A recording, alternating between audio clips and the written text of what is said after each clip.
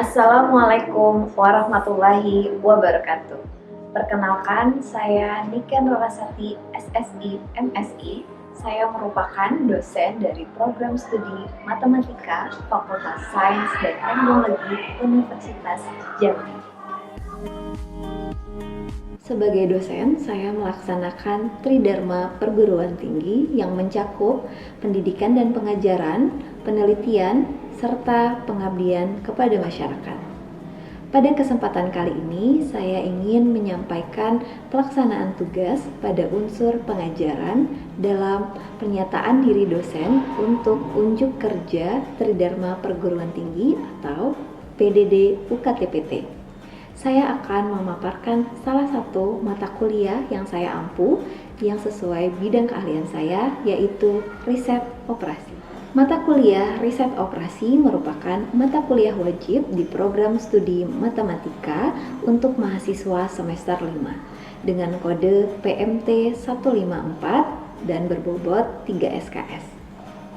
Materi yang dikaji dalam mata kuliah ini mencakup pendahuluan riset operasi, perancangan model pemrograman linier, beberapa metode penyelesaiannya seperti metode grafik, metode simplex, metode Big M, metode dua fasa. Selain itu, dibahas juga topik dualitas dan analisis sensitivitas. Selanjutnya, mata kuliah ini juga membahas integer linear programming dengan salah satu metode penyelesaiannya yaitu metode branch and bound. Masalah transportasi dan masalah penugasan juga dibahas pada mata kuliah ini, serta metode yang digunakan untuk menentukan solusi optimalnya. Capaian pembelajaran lulusan atau CPL, program studi yang relevan dalam mata kuliah riset operasi ini telah tercantum pada rencana pembelajaran semester atau RPS, dan RPS tersebut telah divalidasi oleh kelompok bidang keahlian atau dosen atau KBK dan juga disahkan oleh ketua program studi. Seluruh capaian pembelajaran tersebut disusun selaras dengan profil lulusan program studi matematika, yaitu sebagai akademisi, praktisi, analis, dan konsultan. CPL mencakup 4 aspek utama, yaitu pengetahuan, sikap, keterampilan umum, dan keterampilan khusus. CPL tersebut kemudian diturunkan ke dalam capaian pembelajaran mata kuliah atau disebut CPMK. CPMK riset operasi terdiri dari yang pertama, mahasiswa mampu untuk merancang model matematis dari masalah riset operasi nyata serta menentukan solusinya menggunakan metode yang sesuai. CPMK yang kedua, mahasiswa mampu menyelesaikan atau memecahkan masalah dualitas dan melakukan analisis sensitivitas. CPMK yang ketiga, mahasiswa mampu merancang model masalah transportasi dan juga masalah penugasan serta menganalisisnya dan memberikan pertimbangan solusi terbaik. Ketiga CPMK tersebut dijabarkan lebih rinci menjadi sub CPMK yang mendukung pencapaian CPMK secara utuh.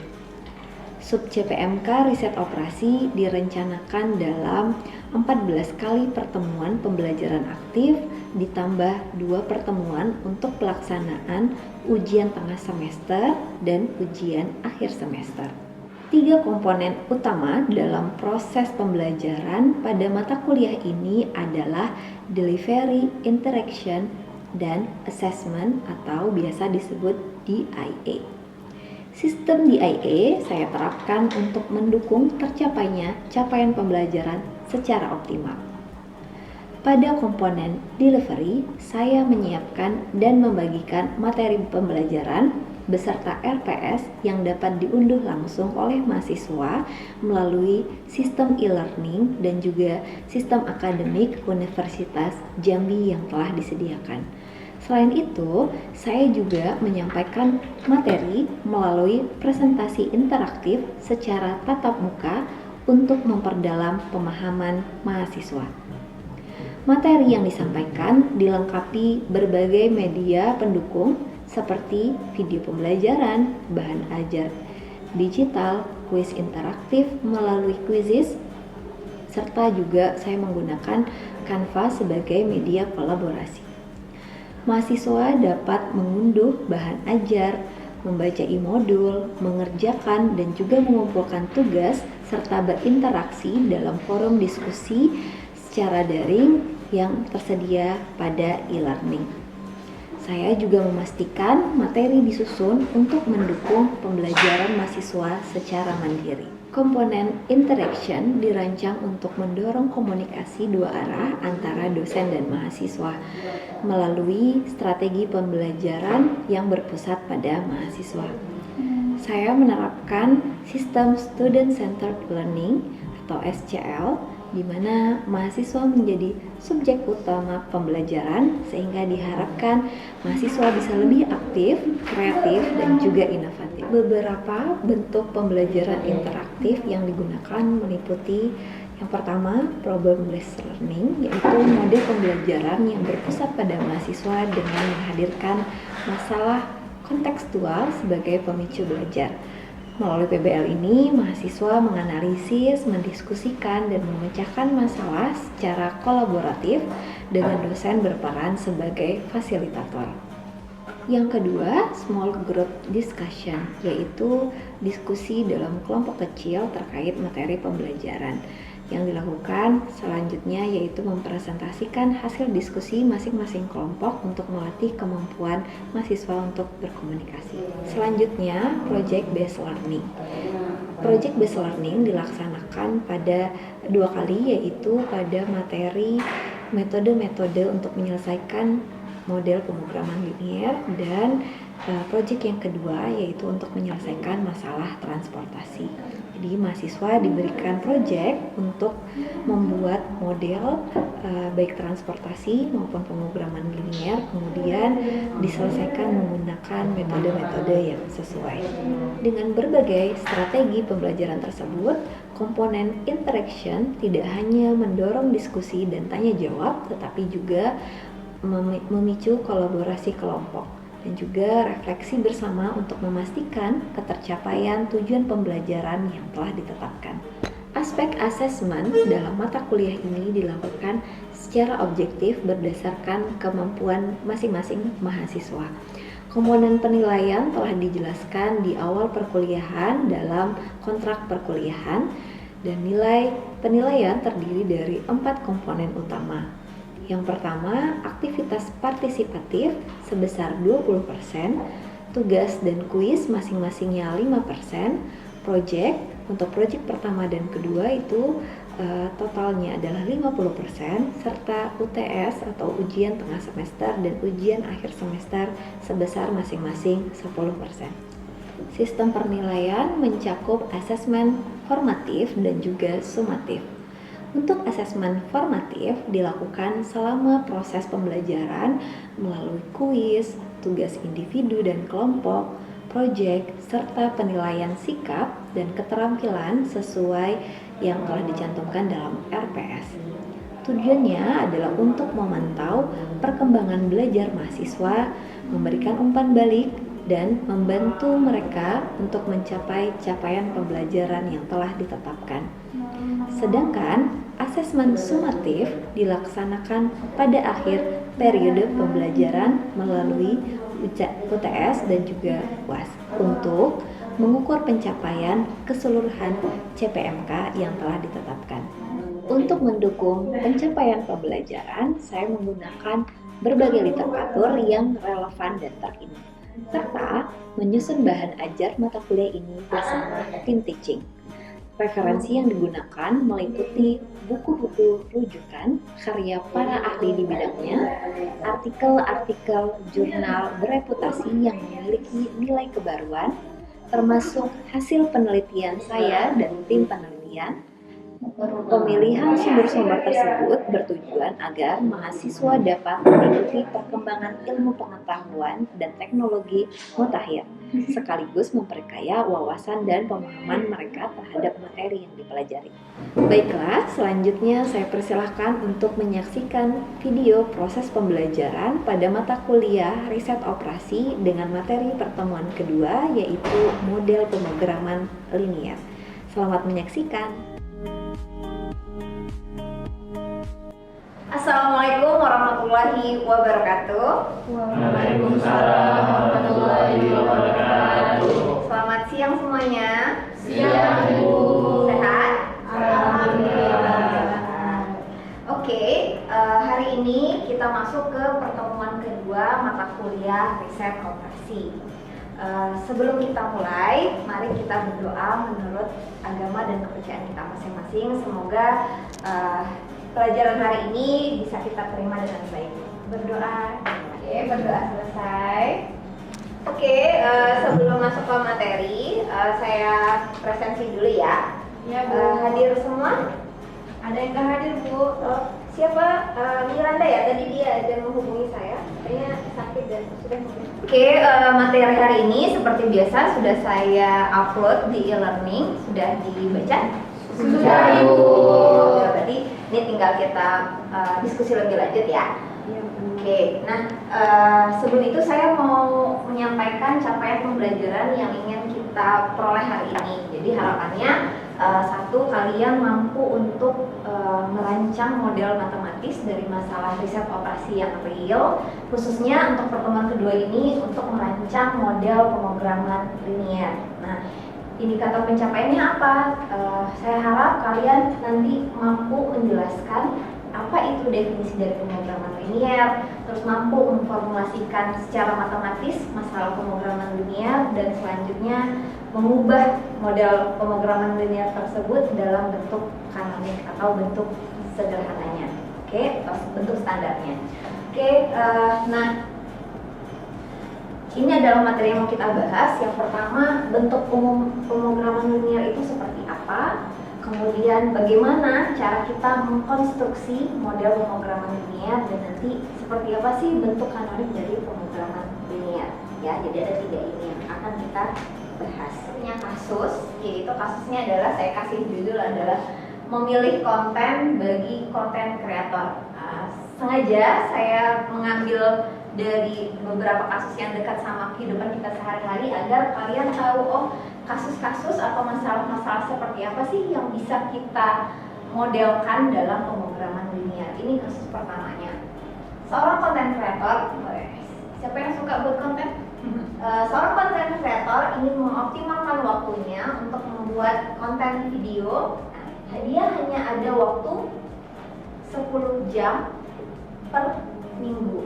Nah, kendala yang dia punya adalah satu, kalau buat satu video pendek itu butuh 1 jam, sedangkan untuk video yang berdurasi panjang itu butuh 2 jam.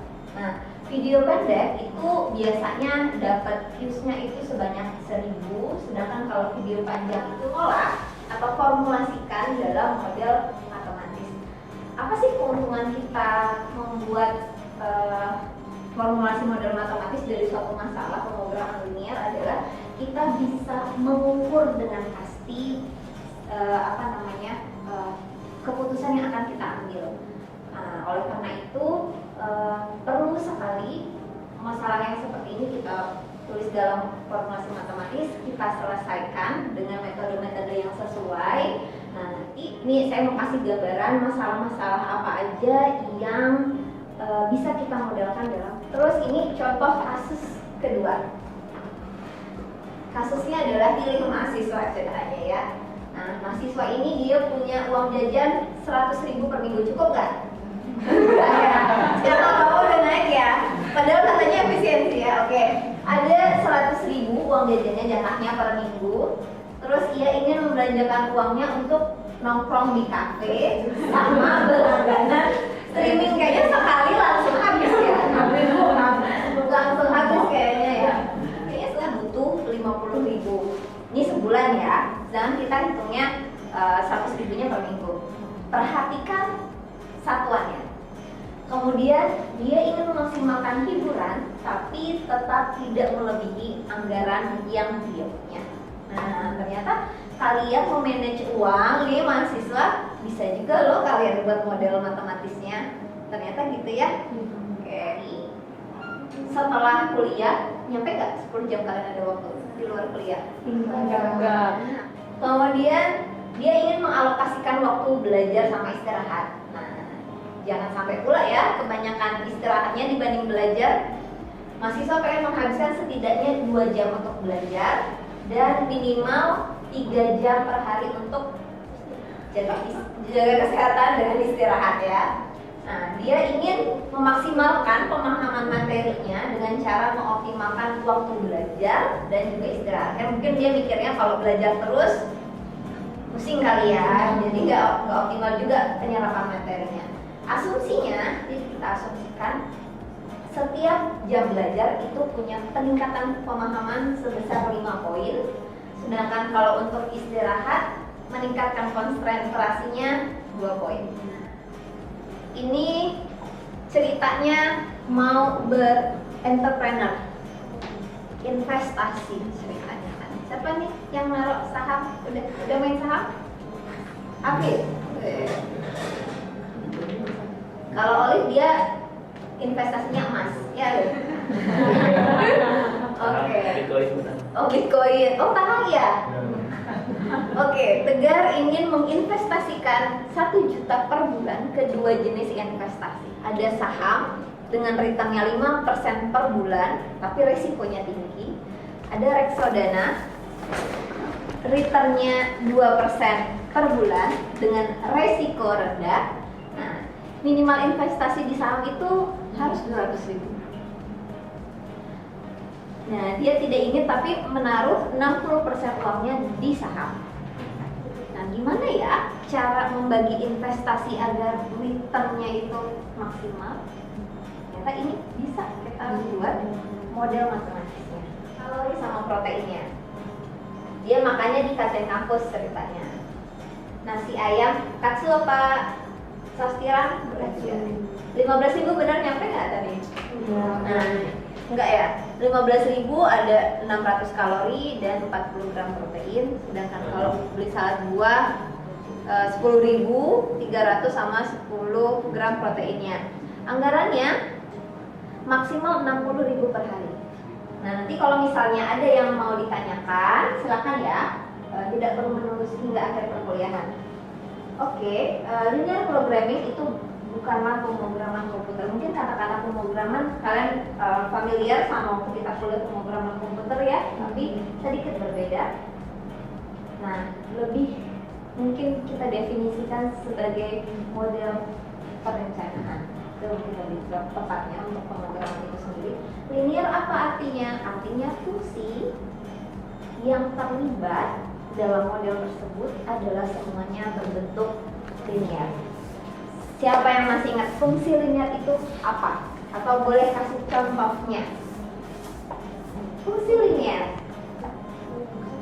Ya, terus Fungsi yang variabelnya berpangkat paling tinggi itu 1 dan tidak mengandung perbedaan antar variabel dan juga tidak ada fungsi transend. Oke, ya benar sekali, itu adalah fungsi linear. Bicara pemrograman linear, itu kita akan bicara tentang pengoptimalan. Pengoptimalan ini apa? Biasanya kita bagi jadi 2, ada maksimisasi atau minimisasi. Jadi kita memaksimalkan sesuatu seperti apa ya? Biasanya kalau memaksimalkan keuntungan ya. Kalau meminimalkan biasanya apa ya? Biaya, terus pengeluaran dan sebagainya. Nah, semuanya itu fungsinya linear. Sambil apa? Kita pengen mencapai tujuan yang kita mau. Entah itu memaksimalkan sesuatu atau meminimumkan sesuatu, tetapi dengan catatan seperti halnya kita hidup, ada kendala-kendala yang terjadi. Kita pengen ke Jakarta misalnya, tapi aduh uang tabungan saya belum cukup nih untuk beli tiket, atau aduh masih belum ada libur kuliah nih, jadi belum bisa berangkat. Nah, sama halnya pemrograman linear, kita pengen mengoptimalkan sesuatu dengan sumber daya yang terbatas. Dan semuanya itu karena pemrograman linier, maka dia berbentuknya secara matematisnya merupakan fungsi yang linier. Sampai sini oke? Oke. Oke. Nah, ini adalah definisinya secara lengkap. Ini adalah sejarah dari pemrograman linier. Jadi dimulai dari Danzig. Dulunya itu pemrograman linier ini digunakan untuk perang dunia. Nah, berikut itu adalah beberapa saya ambil dari penelitian-penelitian yang menerapkan pemrograman linier. Mungkin ini bisa jadi ide kalian kalau membuat penelitian ya. Terus ini juga penelitian saya beserta Pak Kamir itu tentang pengoptimalan produksi dari makaroni Iko yang ada di. Oke, selanjutnya ini adalah bentuk umum dari pemrograman linier. Ada fungsi tujuannya. Ini adalah menotasikan tujuan yang akan kita capai. Perlu yang kalian pahami bahwa setiap yang mana di parameter C1, C2 sampai CN, terus A11, A12 dan begitu pula yang ruas kanan ini ya, B1 sampai BF. Ini disebut parameter. Kalau variabel yang mana? Di sini X1 sampai Xn. Variabel ini adalah yang mau kita cari tahu berapa hasilnya ya. Oke. Nah, nanti ini akan kita selesaikan. Oke. Kemudian pemrograman linier ini ada beberapa kasus khusus ya. Nah, pertama ini yang akan kita bahas kemungkinan semester ini. Satu, nanti pertemuan selanjutnya kita akan membahas apa itu metode grafik, simplex, dua fase, big M untuk menyelesaikan pemrograman linier. Ya, ada masalah dualitas dan juga analisis sensitivitas. Nah, tadi saya singgung ada integer linear programming. Kalau variabel keputusannya harus bilangan bulat. Oke, ada transportation problem dan ada assignment problem. Oke. Ini contoh yang pertama. Kira-kira ada yang mau coba nggak ya? Seorang manajer perusahaan ingin membuat kerajinan dari piring dan juga gelas. Nah, di tabel ini sudah dinyatakan bahwa piring itu bisa menghasilkan keuntungan 80.000 misalnya, gelas 100.000, sedangkan batasan yang ada pada masalah ini adalah jam pekerja per unit produk itu maksimal 40 per hari. X1 kita definisikan sebagai banyaknya unit piring yang diproduksi per hari. Jadi kalian harus definisikan dengan jelas apa yang jadi variabel keputusannya ya. Kemudian barulah nanti kita tujuannya mau ngapain. Oh, mau memaksimalkan keuntungan dari apa? Dari piring dan gelas. Oke, jadi harus didefinisikan dengan jelas, well defined semuanya. Baru nanti kita bentuk modelnya. Ada fungsi tujuan, ada kendala, dan jangan lupa ada syarat non negatif. Karena nggak mungkin X1 atau banyaknya piring ataupun gelas nilainya negatif. Jadi siapa yang mau coba? Oh, boleh saya diskusi? Siapa yang mau coba? Didefinisikan variabel keputusannya itu adalah unit meja yang diproduksi per minggu, sedangkan X2 banyaknya unit kursi yang diproduksi per minggunya. Kira-kira tujuannya mau ngapain ini? Oke. Kira-kira bentuk ininya gimana? Ada yang mau coba untuk menuliskan atau memformulasikan kendalanya? Yuk, silahkan. Jadi dibutuhkan ada Iya, jangan. Oh iya, 2 jam. Oke, jadi kita udah bahas gimana sih cara memformulasikan atau merancang model pemrograman linier. Nah, selanjutnya tadi di awal saya kan memaparkan beberapa kasus ya, dari masalah kehidupan kita sehari-hari yang mungkin bisa kita formulasikan ke pemrograman linier. itu sekarang kita akan bagi jadi beberapa kelompok, mungkin satu kelompok 2 atau 3 orang. Nanti silahkan paparkan hasil diskusi masing-masing kelompok. Masing-masing kelompok akan merancang satu kasus untuk dibuat model pemrograman linear. Oke? Oke.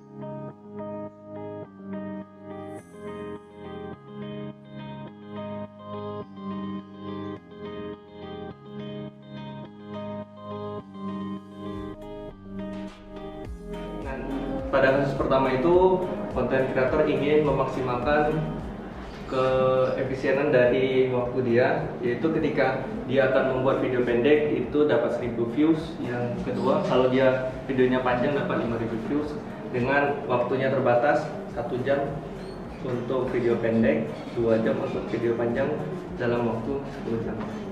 Oke, baik. Tadi kita udah selesai diskusi membahas masing-masing kasus. Kita buat model pemrograman linearnya. Masing-masing kelompok udah tadi memaparkan ke depan satu-satu hasilnya.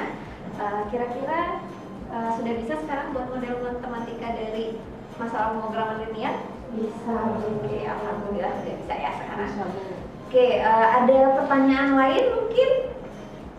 Izin bertanya, kalau misalnya tadi kan kita pembentukan modelnya itu ada yang kendalanya kecil sama, besar sama, terus ada yang sama dengan. Nah itu untuk proses pengerjaannya hingga menemukan solusi optimalnya itu, apakah menggunakan metode yang sama atau berbeda-beda berdasarkan bentuk kendalanya gitu? Oke, terima kasih Puspa atas pertanyaannya, sangat bagus sekali. Jadi bagaimana cara metode penyelesaiannya, karena kendalanya itu macam-macamnya dan beda-beda tandanya. Nah, itu kita bisa gunakan, ada metode grafik, ada metode simplex, ada metode BIM, ada dua fasa dan sebagainya. Nah, kebetulan kesempatannya metode-metode yang tadi saya sebutkan ini itu akan kita bahas di beberapa pertemuan selanjutnya. Nah, itu akan kita jadikan project. Jadi projectnya untuk pertemuan ke depan itu adalah bagaimana kita membuat model pemrograman linear, kemudian menyelesaikannya pakai metode-metode yang sesuai. Ya, oke. Nanti kita akan bahas lebih lanjut proyeknya seperti apa di pertemuan minggu depan. Kalian juga udah bisa lihat instruksi proyeknya di e-learning. Berikut adalah sumber referensi yang saya gunakan untuk pertemuan kali ini. Sebelum saya tutup, saya ingin mereview kembali saja yang udah kita pelajari. Apa aja coba? Bentuk model, bagaimana caranya merancang model pemrograman linear, kemudian memformulasikan model dalam kanonik. Bagaimana caranya memformulasikan PL ke bentuk kanonik. Oke. Tugas yang tadi hasil diskusi kalian silakan ditulis secara rapi dan diunggah di e-learning kalian. Oke, baiklah. Setelah kita mereview hari ini kita belajar apa dan tugasnya juga sudah saya sampaikan, silakan diunggah minggu depan ya, paling lambat. Saya akhiri. Terima kasih sekali hari ini, tetap semangat. Sampai jumpa lagi minggu depan. Saya akhiri. Wabillahi taufiq wal hidayah. Wassalamualaikum warahmatullahi wabarakatuh. Waalaikumsalam warahmatullahi wabarakatuh. Demikianlah video proses pembelajaran mata kuliah riset operasi pada pertemuan kedua. Saya berharap video pembelajaran ini dapat memberikan gambaran nyata atas proses pembelajaran yang telah saya lakukan, serta menjadi pertimbangan positif dalam proses penilaian sertifikasi dosen gelombang 1 tahun 2025. Terima kasih saya sampaikan kepada tim penilai Sivitas Universitas Jambi, Fakultas Sains dan Teknologi, Program Studi Matematika, serta seluruh mahasiswa yang telah berperan aktif. Wassalamualaikum warahmatullahi wabarakatuh.